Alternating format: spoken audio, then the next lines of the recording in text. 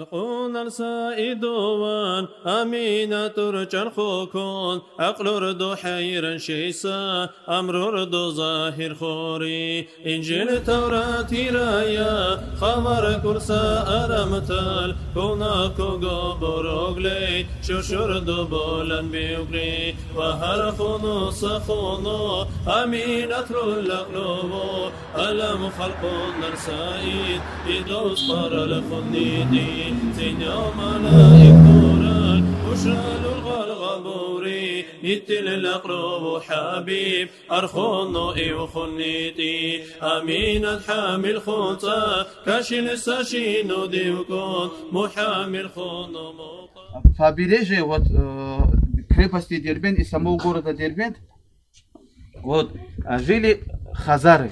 Это племена, предводителями которых были иудеи, а последователи их подчиненные были разного рода язычники. У них своей определенной там веры не было. И они подчинялись этим правителям евреям, но они не могли нападать на персов.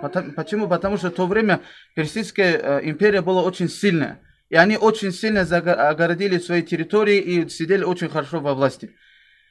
Но когда уже сподвижники прибыли, сам вот этот хазарский предводитель, он, Хакан, он никак не решался нападать войной на сподвижников и забрать территорию.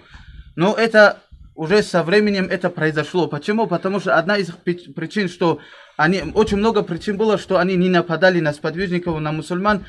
Одна из таких веских причин, что они боялись мусульман. Они считали этих людей, как будто они не люди, а ангелы. Почему? Потому что им было известно, что за короткое время они оставили огромное расстояние, больше чем 3000 километров. Они прибыли отсюда сюда и без боя вошли сюда в город, крепость.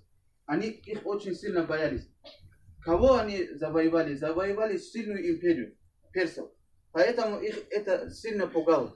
Но один прекрасный момент рассказывается, что в истории такое, что один из подвижников возле речки совершал омовение. И один из любопытных войск хазаров чисто из-за любопытства решил проверить, человек ли он или кто. И пустил в сторону этого сподвижника стрелу. Но, соответственно, мы же знаем, что мы все рабы Аллаха, мы люди. Он умер, пал шахидом на пути Всевышнего Аллаха. И он, отрубил ему голову, с этой головой приходит к правителю, бросает перед ним, говорит: они люди, говорит, они тоже протекают кровью, у них тоже есть кровь. Мы будем с ними сражаться. И вот тогда произошло сражение. Именно я не знаю, где именно похоронен, но в истории, как указывается, что в Дербенте, вот где Кирхляр похоронен, также наш земляк, скажем так, выходец Бук Мухаммад Казикумухский, наибом имама Шамиля, который был очень отважный воин. И чтобы про него рассказать, мы предоставим слово нашему брату имаму Селени Казикумух Рамазану.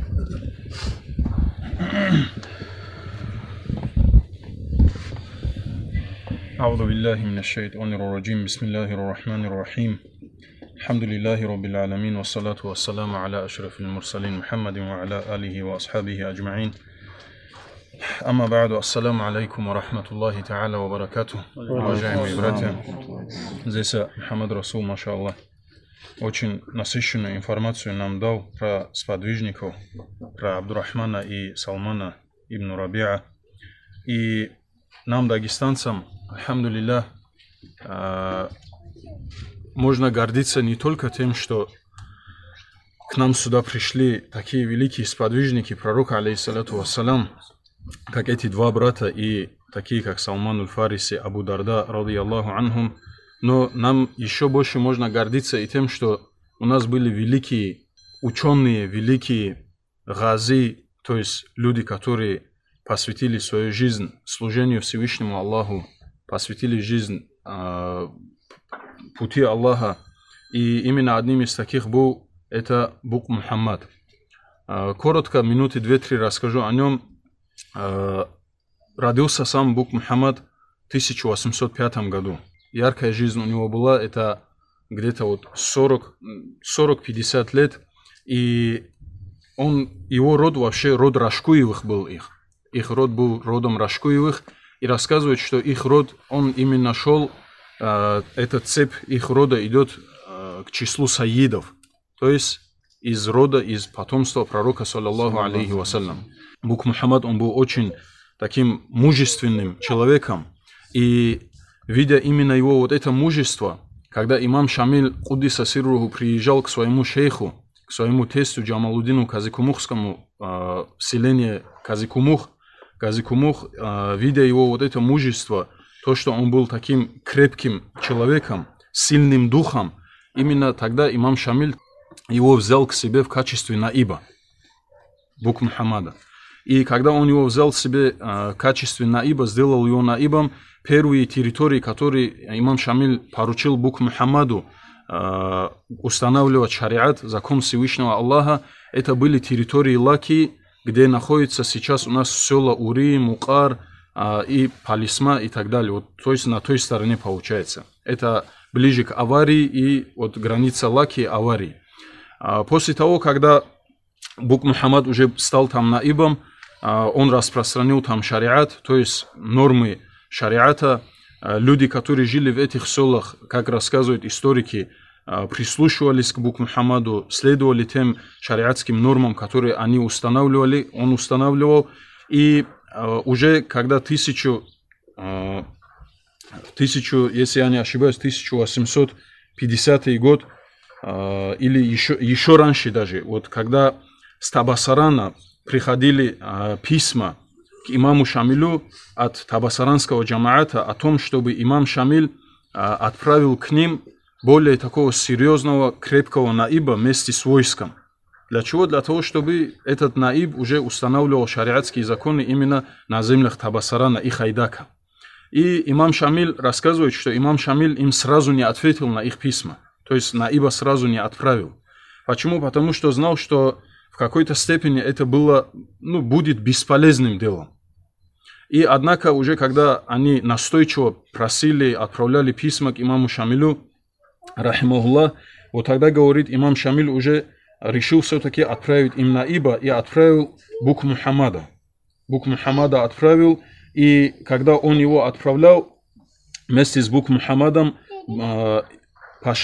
пошел отряд в 200 человек. 200 человек. И когда они уже выдвинулись в сторону Табасарана, они остановились в селении Шилаги, есть такое село. Они в этом селении остановились, ночью они пришли в это село. И остановившись в этом селе, в селении Шилаги, они уже начали, Бук Мухаммад начал оттуда вести работу в районе Табасарана, в окрестностях Табасарана и Хайдака. И когда они остановились в этом селении, Бук Мухаммад начал оттуда распределять из этих 200 человек, кого-то имамами, кого-то кадиями, ставил наибов и так далее в разных территориях, в разных населенных пунктах. И был такой момент, когда получилось так, что русский генерал вместе со своей армией, на тот момент они уже подошли близко к Табасарану, армия была большая, и в этот момент местные жители этого села, они понимали, что эта битва, она будет неизбежной, и они в этот момент уже просили Бук Мухаммада, чтобы он вместе со своими этими наибами и так далее, вместе со своим отрядом, чтобы они это село покинули.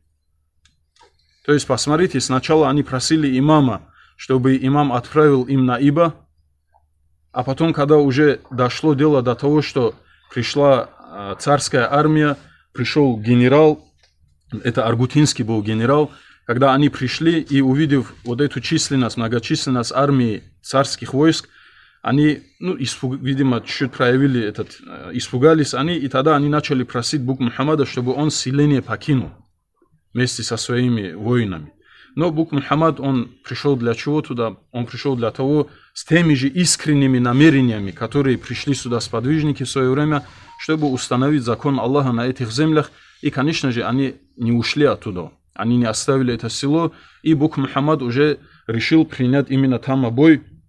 И в этом селении именно началась эта битва. Этот бой начался, в результате чего большинство этих воинов, большинство из этого отряда, который был с Бук Мухаммадом, рассказывают, что улицы этого села, они были заполнены трупами этих воинов имама Шамиля. То есть эта битва, она была проиграна, так как количество царской армии было очень большое, а здесь было всего лишь 200, так скажем, воинов. И в результате этого сам Бук Мухаммад тоже погиб от полученных ранений.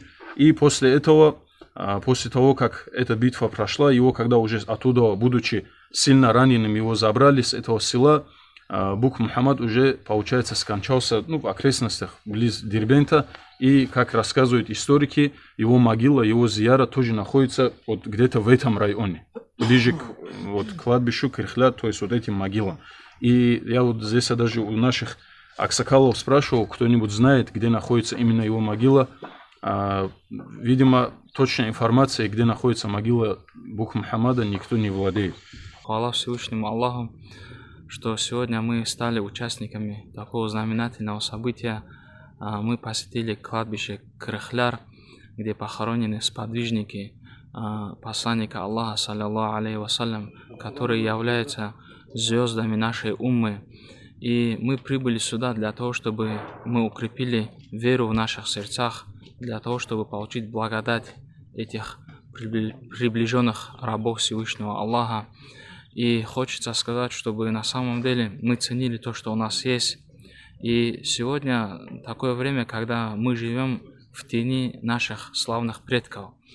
Но мы забываем тот факт, что сегодня каждый из нас, и я, и тот, кто слышит меня, сегодня мы с вами творим историю. Хочу привести один такой маленький пример. Как-то раз в городе Махачкала, когда я заехал в один из дворов, ко мне подбегает один маленький мальчик лет 5-6, стучится в окно. Я окно спустил, и он такой руку протягивает и говорит: «Ассаламу алейкум ва рахматуллах». Я ему говорю: «Алейкум салам ва рахматуллах». Он говорит: «Меня зовут Мухаммад, и меня назвали в честь пророка Мухаммада, саллаллаху алейхи вассалям». Вот так он ко мне обратился, и это меня удивило. На самом деле это заслуга его родителей, что мальчик растет таким воспитанным и знающим. И сегодня, когда мы будем изучать историю наших предков, и будем посещать такие места, и будем рассказывать нашим детям, какие были у нас предки, на кого мы равняемся, а мы равняемся на таких славных предков, как сподвижники пророка Мухаммада, саллаллаху алейхи вассалям, на самого посланника Аллаха, саллаллаху алейхи вассалям, на наших горцев, которые прославили нашу землю тоже. И все это нужно знать, и все это нужно достойно и грамотно передавать нашим детям, а для этого мы сами должны изучать историю. Поэтому обращение к каждому горцу, каждому верующему, чтобы мы изучали историю, укрепляли веру в наших сердцах и передавали, и, конечно же, не забывали, для чего это все делается, чтобы мы передавали все это нашим потомкам. Это самое важное. Передача, преемственность – это залог успеха любого общества, любого народа. Пусть Всевышний Аллах поможет каждому из нас, и мне, и вам в том числе. Аминь. Ну, чего харира, вежу цена, что будет уже, архал букуну цена, сачухуну, у него хуннаса, асар гудур, чао гудур, каней, вежу лахираса обстатал, посетит пунну, верно это гужумал, барачат лосну, Аллах нал разрешил гуларсун. Я Rabbi Allah bukun maniyetim gujula Dağıstan'ı geçiner bu besalmantı bu. Harinu khoynuk an qanu bachinda dinli ya saçuhuna. Buna hatta razasa gafil şivu çarosa ömür davri mukrosa billa gard boru Allah razasa timi bunu khasar bu ajul zalloy ina warazi khunsa amal junbullah Allah ruhla seysa saatri iman duru chazalloy أصيب نجوب نجو يلتو أجوجل الله نجس خصازت شوشين شدولو سجل Наконец-то мы сегодня попали в Дербент на зиарат великих сподвижников, ради Аллаху анхум, и в данный момент находимся в древнейшей мечети города Дербент. Воздаю хвалу Всевышнему Аллаху, что Всевышний Аллах нас объединил здесь, и огромную благодарность выражаю джамаату, который отозвались на этот призыв, и дай Аллах, чтобы мы еще больше и больше собирались на таких мероприятиях. Да укрепит Всевышний Аллах в наших сердцах крепкий иман, и дай Аллах нам всем здоровья. Хвала Всевышнему Аллаху, вот мы вновь опять собрались на одной из таких высокозначимых для мусульман, также в истории ислама, на зиярате, где мы находимся, мечеть, так называемая, построенная асхабами. Но на самом деле она была построена уже после асхабов, как мы говорили на зиярате Кихляр, что тех сподвижников пророка, алейхиссалам, они были там, пали шахидами, их там похоронили. И после того, как ислам, после них опять точно так же люди приходили, опять отходили от ислама, неоднократно сюда отправлялись мусульмане с призывом да'ватам, и одним из таких же да'ватчиков, человек, который пришел сюда с исламом, призывом был вот Маслама, которого называют Абу Муслим. Уже в 732 году с его прибытием началось строение этой прекрасной мечети. Ну, по григорианскому календарю в 732 году. А по хиджре уже получается 120 год. 122-120 год. И после этого эта мечеть была построена для совершения пятничной молитвы, чтобы мусульмане собирались, следуя примеру самого пророка, алейхиссалам, потому что пророк, да благословит Аллах его приветствует, мы знаем в истории, когда из Мекки в Медину переселился, первое, что сделали, это построили мечеть. Потому что мечеть — это то место, где объединяются мусульмане не только телами, но и сердцами. Вместе поклоняются Всевышнему Аллаху. Эта мечеть, она, мы видим, в растянутой форме построена, она вмещала в себя около 6000 верующих людей. И во время, уже в 1930 году его закрыли, уже коммунистический строй когда был, а после этого уже в 1943 году уже был возвращен как мусульманский храм к верующим обратно. И с того времени, хвала Всевышнему Аллаху, за этой мечетью смотрят, ухаживают и бережно относятся к этой мечети. И каждый раз, и по сегодняшний день, проводится здесь пятничная молитва.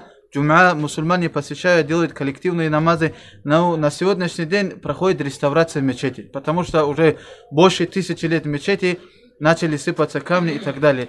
Но вот мы видим внутренние, как бы наружные стены, и сама форма мечети, она в конусной форме построена. За счет чего оно получает очень крепкую как бы структуру, конструкцию, из-за чего она, хвала Всевышнему Аллаху, так долго сохранилась.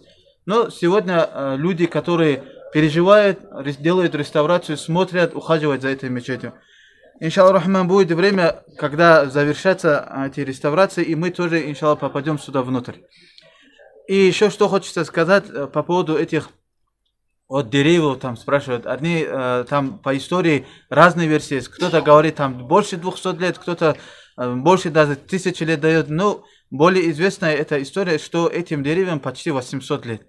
Дерево платановое, там у нас указано это на стенде, что это деревья, говорят, что они первые здесь выросли они. Это вот это сорт деревьев, ведь они говорят, что первые здесь они выросли. И по некоторым историческим данным говорят, что под этими деревьями в то время, когда правители, ханы были, у них разного рода там наказания были своим подданным, да, кто ослушивался, кто не подчинялся, говорили, там выкалывали им глаза. И почти по 400 килограмм глаза, говорят, вот хоронятся под этими деревьями. Вот такая информация тоже есть. Ну, это, может быть, кому-то интересно будет. А так, в основном, для нас что необходимо? Для нас, как для верующих людей, которых прибыли сюда посетить эту мечеть, мы первое видим, замечаем, что это уже не вчера построили, не 200 лет назад, а больше, чем 1000 лет тому назад построили. И эти асхабы, люди, которые последователи сподвижников, мусульмане с искренними намерениями, строили его для того, чтобы совершать пятничную молитву, чтобы они поклонялись Всевышнему Аллаху. Но посмотрите, как Всевышний Аллах сделал, что спустя даже больше, чем 1000 лет, эта мечеть нам досталась. Вот как наши имамы алимы говорили на зиярате Кихляре, да, вот они оставили добрый след для своих потомков. И мы, соответственно, должны хотя бы строить, нам ничего не надо. То, что построили, хотя бы надо беречь. То, что до нас донесли, хотя бы это надо сохранить. Это ислам, это призыв к добру, это призыв к тому, чтобы мы вели образ жизни мусульман, они только не просто себя назвали мусульманами. А также вот говорят, что среди сподвижников, которые прибыли сюда, был один из сподвижников и похоронен там там на Кихляре, среди вместе с Абдурахман ибн Рабия и Салман ибн Рабия был сподвижник Салман, сын Асида, если я не ошибаюсь. Вот этот сподвижник, он был известен тоже сподвижником. Не такой, как они, но про него пророк алейхиссалам тоже говорил. Говорят, этот сподвижник обладал красивым чтением Корана, у него голос был красивый. Когда он Коран читал, животные даже как бы уже чувствовалось на животных, они уже дрожали, как бы, да, давали знать, что что-то происходит. А происходило именно, что Салман сын Асида читал Коран. И одни из подвижников пророка алейхиссалам, подойдя, сказали: о посланник Аллаха, мы когда читаем Коран, ничего необычного не происходит. Но когда Салман читает, там уже на животных это уже ощущается. Они уже дают знать, что они слушают речь Аллаха. Тогда пророк алейхиссалам улыбнулся, говорят, и сказал, что когда Салман Коран читает, ангелы с небес спускаются, чтобы послушать его речь. Вот такие выдающиеся, известные люди, они прибыли сюда и пали шахидами. Они здесь с нами. Хвала Всевышнему Аллаху. И, соответственно, мы, как мусульмане, должны этим гордиться. Не только, вот да, вот у нас они были, как алимы сказали, но и стараться следовать их пути, их призыву, сохранить то, что они до нас донесли. И вот, как наши алимы сказали, подрастающему поколению это передать. И, соответственно, я хотел бы вас попросить, как бы, да, как брат мусульманин, чтобы вот эту историю сподвижников, а также историю этой мечети и все то, что связано с исламом, особенно с нашими предками, как наши вот братья говорили, чтобы мы эту историю изучали, чтобы халатно не относились к истории. Потому что тот, кто историю не знает, из него можно что угодно сделать. А если человек, он историю свою знает, кем бы он ни был по жизни, хоть даже он такой, не такой крепким иманом человек, но он с пути истины никогда не свернет. Пусть Аллах в этом нам поможет. Ассаламу алейкум ва рахматуллах. Я вот с собой взял книги, тут 10 комплектов, и хочу какие-то тоже книги показать. Наши братья, которые активный образ жизни проявляют на этом пути больше, чем полгода, наверное, как я вступил в работу в Лаки. И, альхамдулиллах, за этот период очень много людей, которые поддержали, помогли, отозвались. И просто хочется отметить их труд, их вклад. Потому как посланник Аллаха говорит: тот, кто не благодарит людей, саллаллаху алейхи вассаляма, и не благодарит Аллаха. Поэтому мы со своей стороны хотим выразить благодарность тем, что эти люди находятся рядом, поддерживают, помогают мечетям, имамам, мутаалимам, мадрасам и так далее.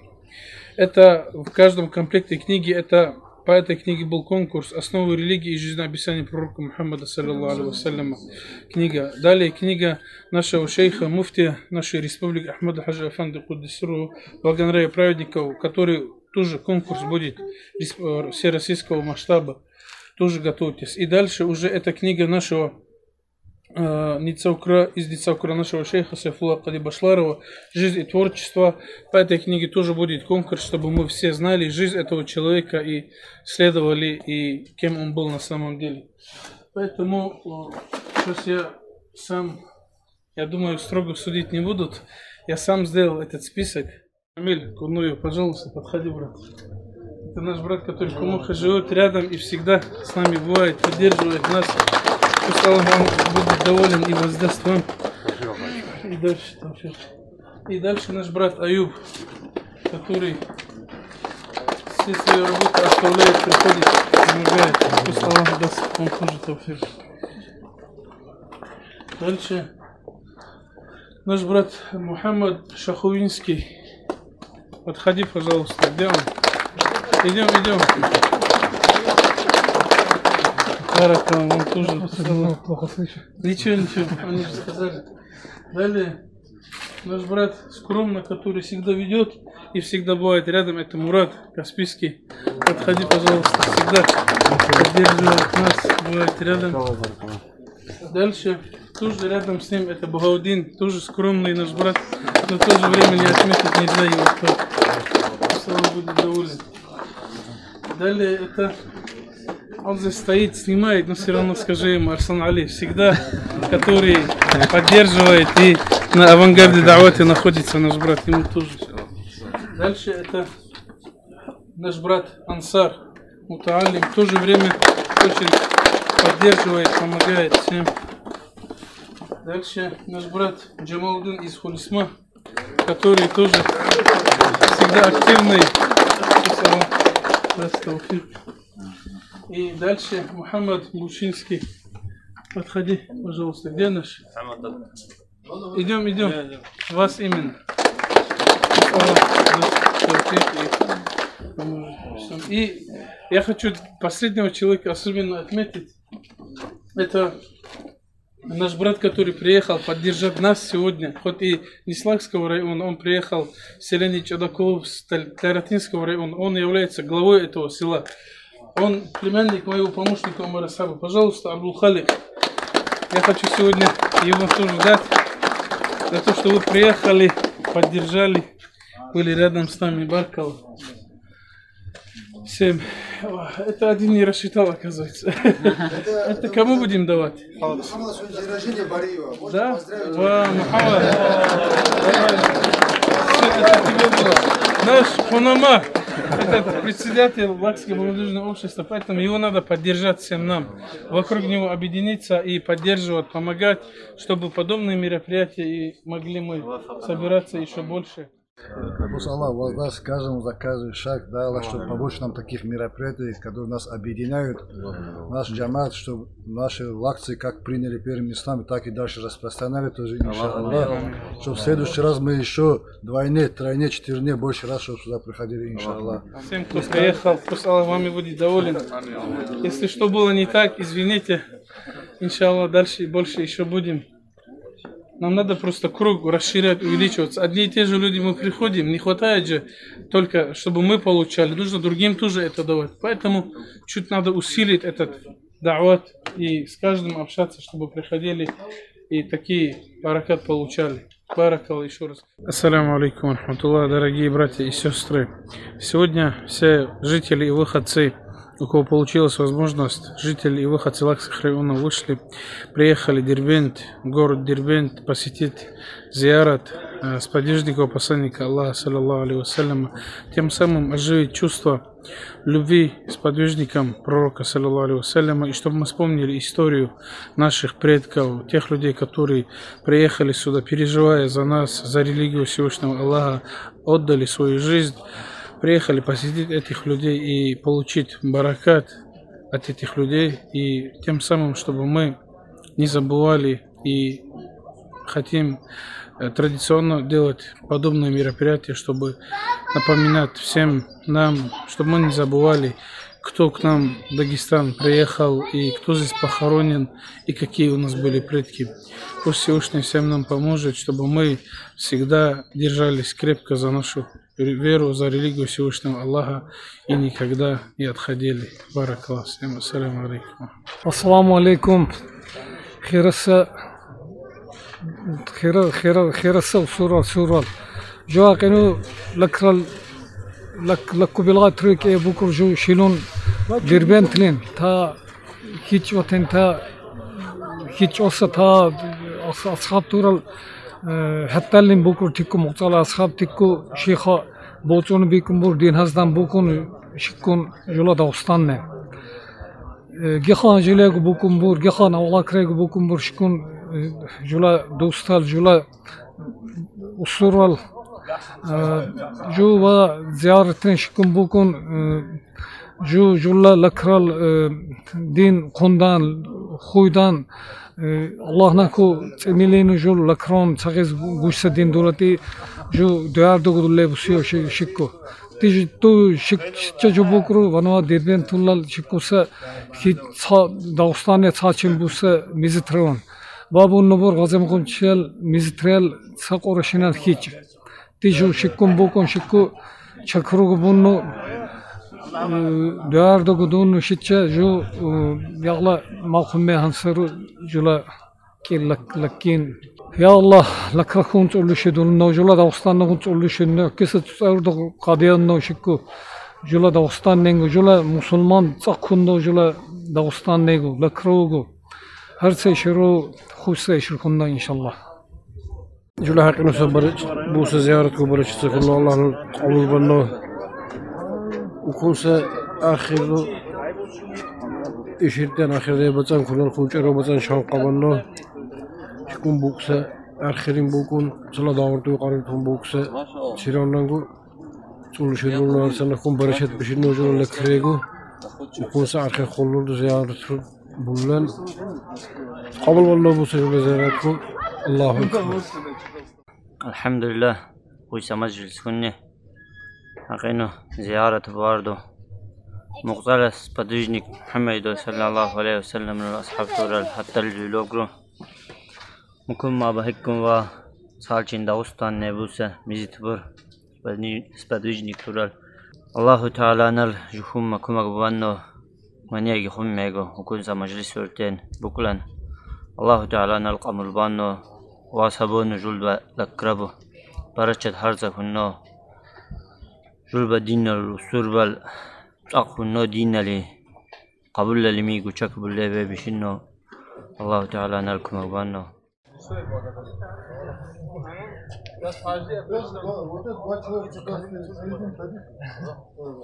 Ты можешь чуть вперед,